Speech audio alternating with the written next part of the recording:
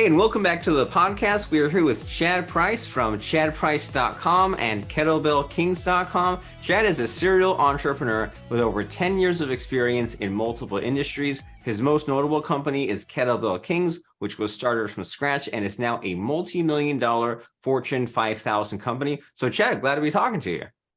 Nice to meet you. Glad to be talking to you as well.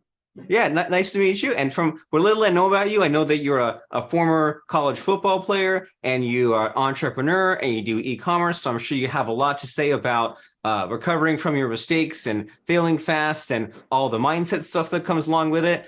So what makes you unique and what have you been having fun with the last 12 months or so?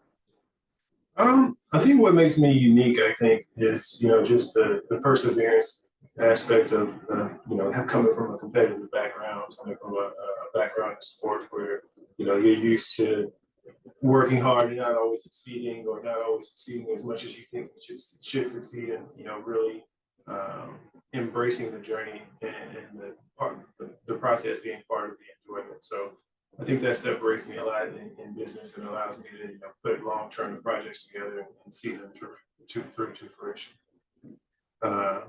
And then, for the last 12 months or so, I've basically just been still working with, Kettlebell Kings was basically acquired in November of last year. So we started a 3.5, 4-year acquisition process. So we'll basically also be working with the brand and taking over kind of some more additional responsibilities with the acquisition company.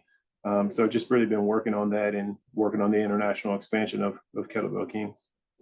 Well, cool. And so you mentioned this idea of like pushing through even when it's difficult, and you say enjoying the journey, and you hear about all these things that we all should be doing, right? Like waking up early and having goals and being positive and gratitude and having your team and writing stuff down and being physically active. But what do you think is missing out there these days? If someone says, I want to be an entrepreneur and I want to stick to what I start and I want to, put in the hours, but also not burn out, what are people not doing that you have tapped into?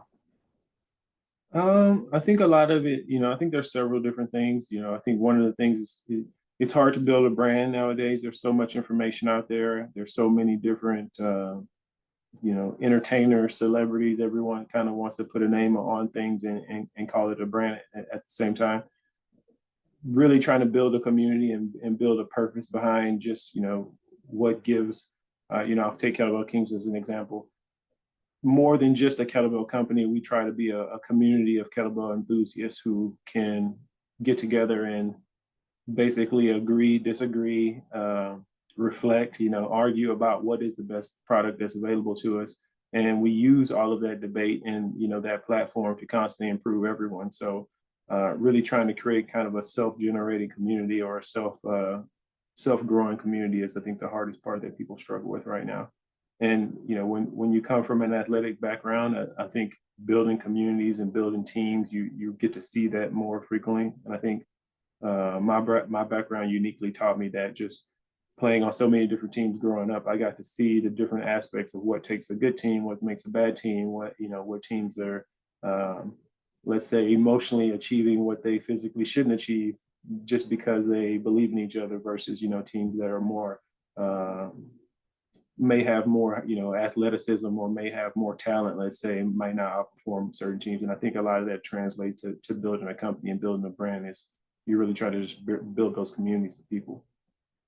And that makes a lot of sense that you could have the potential for your team to do really well, but you can squander it, right? If you're sure. If you let the bad stuff in, right? If there's kind of like the pettiness and the negativity, and if people are kind of like working against each other. And so with all the attributes that you could think of, what do you think is really important about with teams? Like what do the bad teams have that they shouldn't, and what do the good teams have? I think the good teams share a common purpose. I think, that's the main goal, is really having a defined purpose that everyone can work towards. Not everyone measures success in the same way or quantifies success in the same way. So someone's measurement of success might not be enough to get a company where it needs to go. And I think someone has to kind of hold that standard or set the bar where this is where we need to be if we want to, claim to be champions or claim to be successful. From my athletic background, that was, always to, win this many games, or it was always very easily quantified on what success was and how that was measured. And in the business world, it's not necessarily the case. So I think really being able to define that and get everyone conceptually on that same page is the hard part. Yeah, so everyone needs to have this common goal, and then there's also, like you mentioned, kind of this need for like measurement or like a KPI of some kind, and there's also maybe like the taking something that on the surface is not interesting and making it exciting. I mean, like football, you're trying to get the ball from one end to the other. When you explain it like that, it doesn't seem interesting. But when you're playing the game or you're watching it, there's all these kinds of fun things happening. And likewise with kettlebells, I mean, I think I even have I happen to have one on the ground over here. Yeah, Just there for, you like, go. in between working, doing the exercise, but by itself, it's not very interesting, right? It's just like a heavy ball that you swing. And so what's your thought process there? How do you figure out these kind of metrics for your business? And how do you take something simple like a kettlebell and make this whole brand and this whole movement around it? I think if you focus on the community building aspect of it, it makes it a lot easier. So, from the beginning, sales is obviously one thing. Like, you want to generate as much revenue. I want to sell every single person in the world a kettlebell, of course, right? But at the end of the day, that's one measurement of success. The other measurement is how many people are engaging with the information that we're putting out into the world. So we try to look at the business not just as a equipment company, but also as a content generating machine and a let's say a content aggregator, where we're taking all of your top content over from around the internet, compiling that together, working with those networks of people and bringing that to one place to where people can view and engage with that on a regular basis. And so we really see ourselves as like the ESPN of the kettlebell world, where if there's something going on in that kettlebell world, we really want people to, tune into our channel, see what's going on, see what the perspective of the people who like our network and support our movement are talking about. And you reminded me of what you just mentioned about with the content, not having the content. That's a big mistake I made like 12 plus years ago when I was playing around with an e-commerce product. A friend of mine we were like private labeling these magnesium fire starter sticks for camping, where like you rub the sticks and they spark. And we were just focused on like the listing and the ranking and the reviews and the ad spend. And we hadn't even thought at the time to make camping videos and show an action and think about, well, if they buy A, maybe they'll buy B, or building a list or promoting other products as an affiliate. And nowadays that's kind of like a no-brainer of like, okay, you have this e-commerce product, what other content can you create around it? And so when you are trying to sell kettlebells but also get people to like use them and change their lifestyle with them, like what sort of content do you put out relating to kettlebells? Because just as a layperson, I think like, man, after like 10 or 20 videos, don't you run out of ideas? Like, how do you keep that fresh? How do you always putting out new things about kettlebells? Well, I think that's the good thing about, the platforms that are available to us today that, 20 years ago weren't available. So now we have social media channels that really allow us to test and see what type of content exists and what type of engagement it's getting as well. So we, fortunately for us, we, have gotten to the point where if you want to be popular socially, you're going to be hashtagging Kettlebell Kings as well, just because we have such a popular thread in that niche. So even our competitors will have to use that hashtag or, promote to the same hashtags that we're kind of the top post, let's say, of those hashtags. And it kind of gives us an instant story on what types of pieces are successful, even from our competitors and just from kind of the UGC, just the user generated content from around the internet. And so it's just an ongoing process of generating content internally and then also working and cross promoting with a network of, let's say, kettlebell enthusiasts from around the world who gain benefit from their own businesses and their own self promotion through our channels and through the audience that we built for them. Well, does a fun story come to mind about anything like that? Like as far as like, working together, whether that's like working with the customers and the feedback loop and the content or the joint venturing with other brands. Do you have any fun stories that come to mind as far as the community aspect?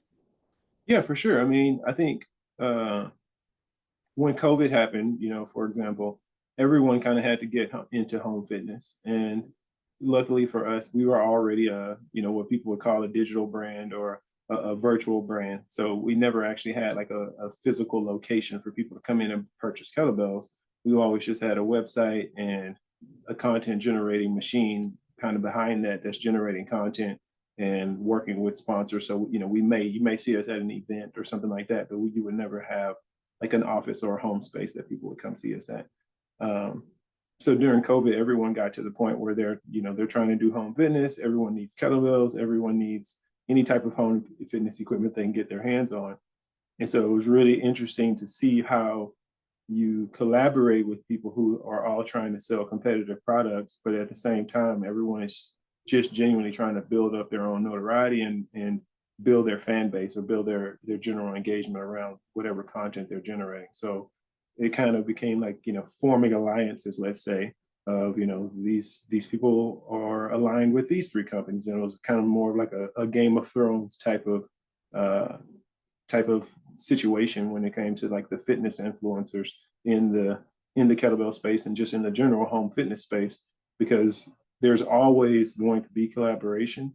And I think, you see a company like Apple doesn't want to collaborate. Like that's not in their business model. But I think most businesses that exist are not that fortunate and get to kind of monopolize things that way. And so we really try to have that complete collaborative type of mindset when it comes to building our business.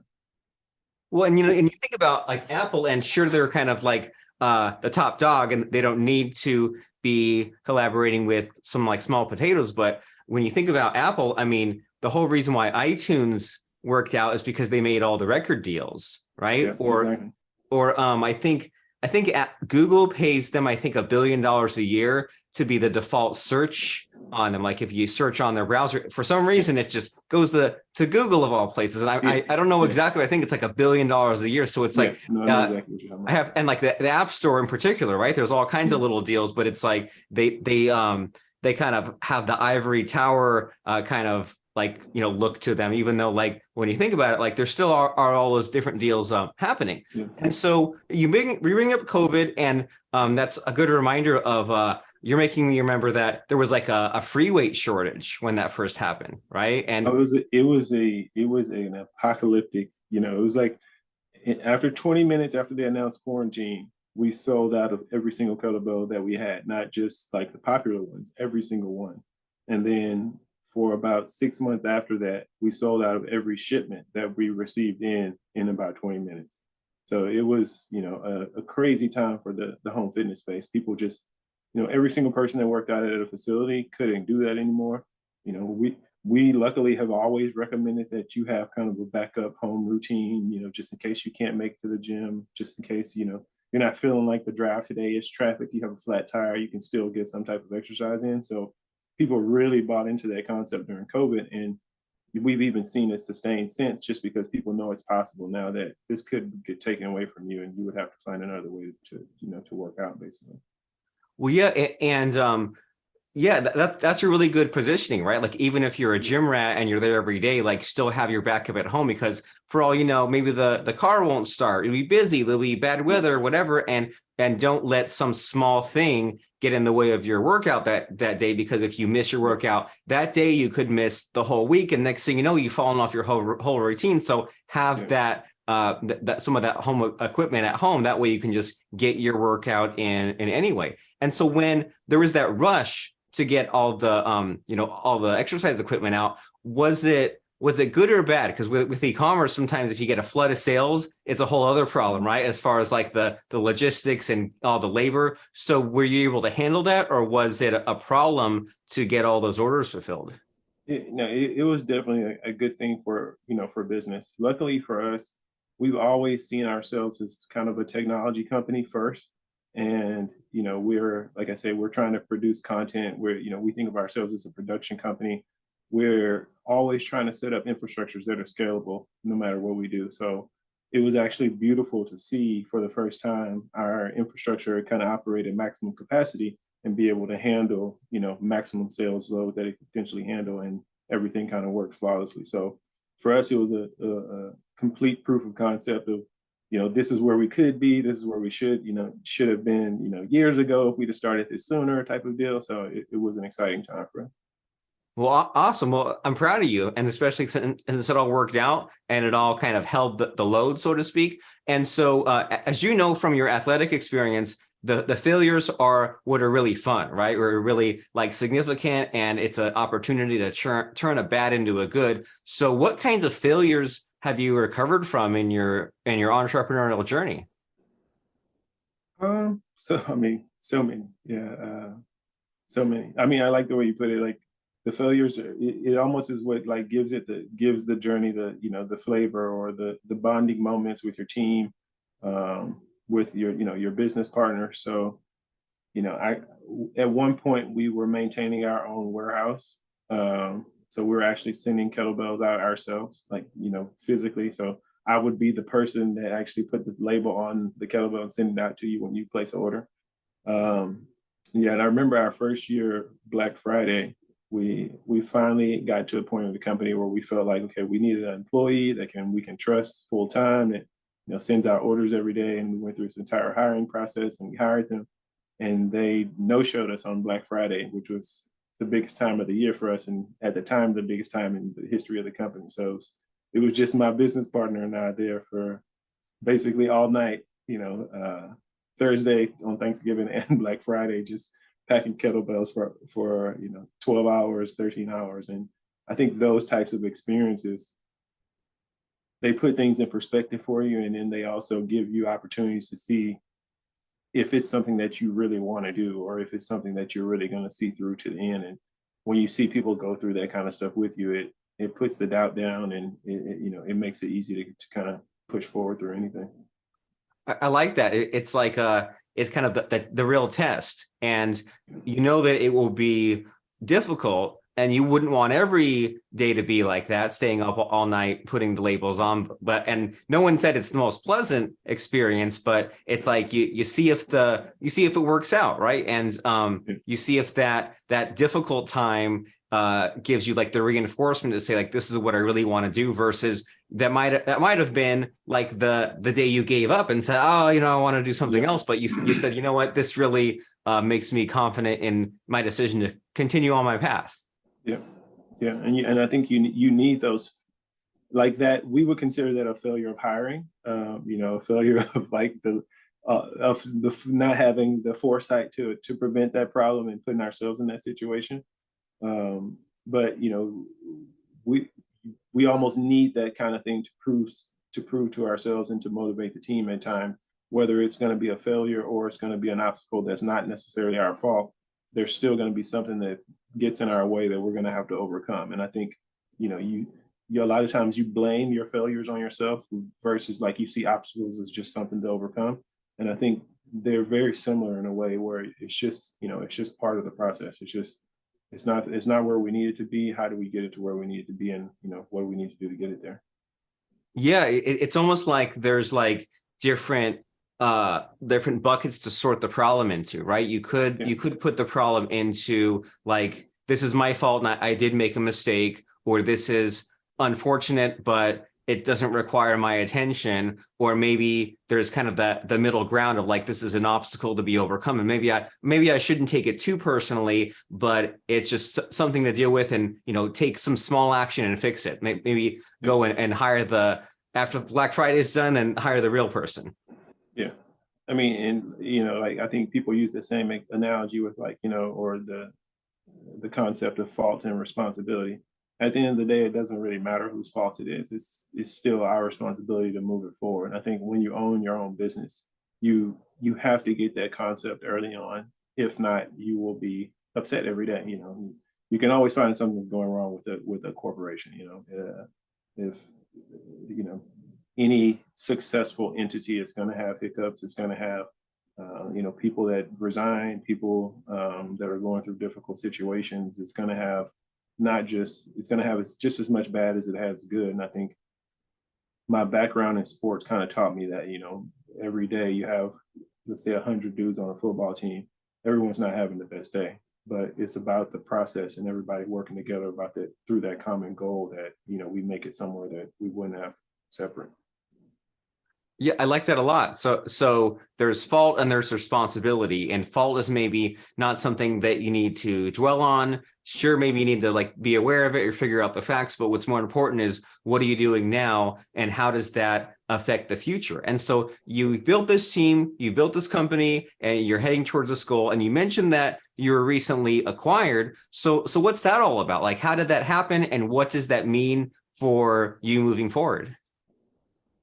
So I mean, it's going to be great opportunities, I think, for not just Kettlebell Kings, but also for myself.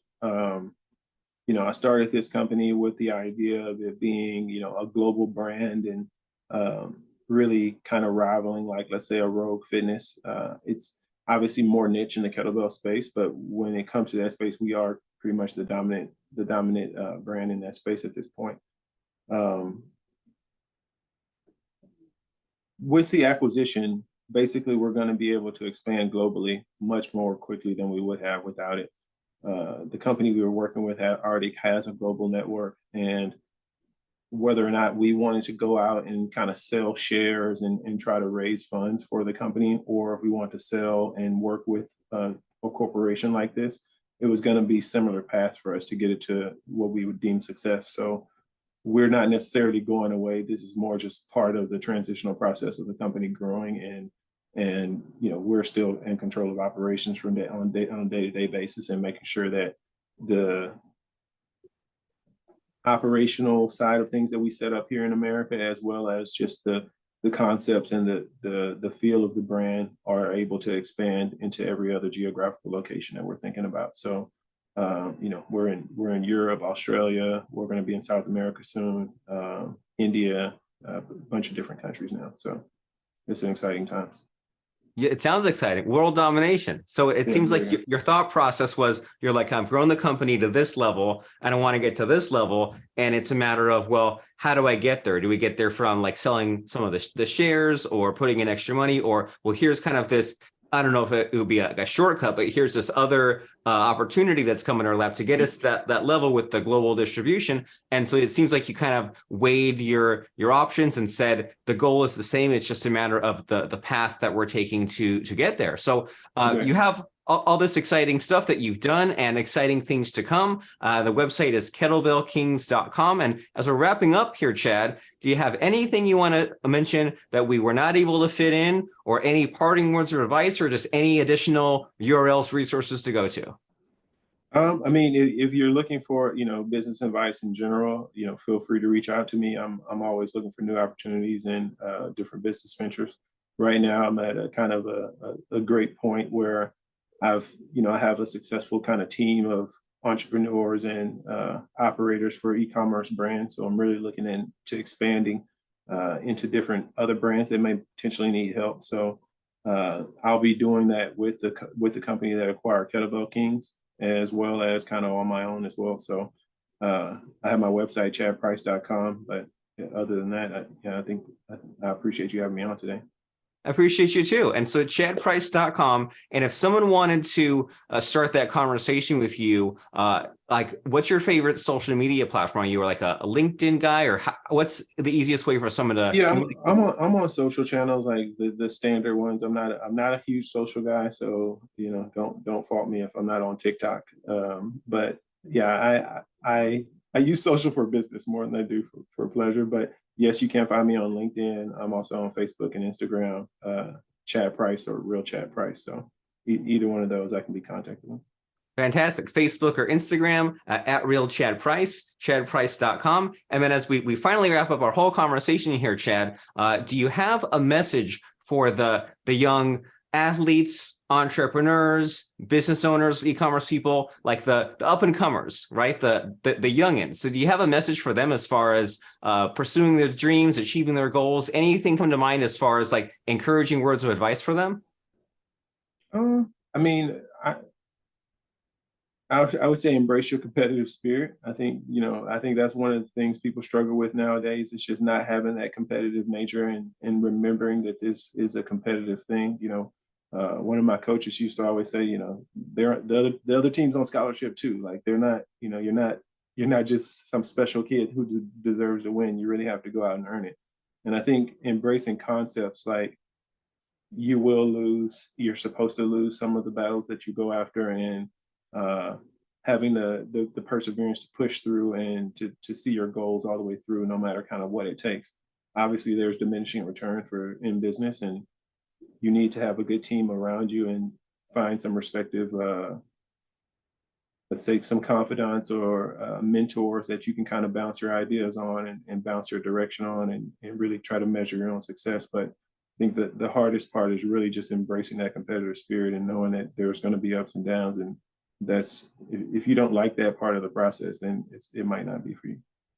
Well, great advice. Very inspiring. Embrace your competitive spirit. And the very next step is to go to chadprice.com and or kettlebellkings.com. We'll see you there. And thank you, Chad, for dispensing all this great motivation and advice. I appreciate it. Thank you. Nice to meet you.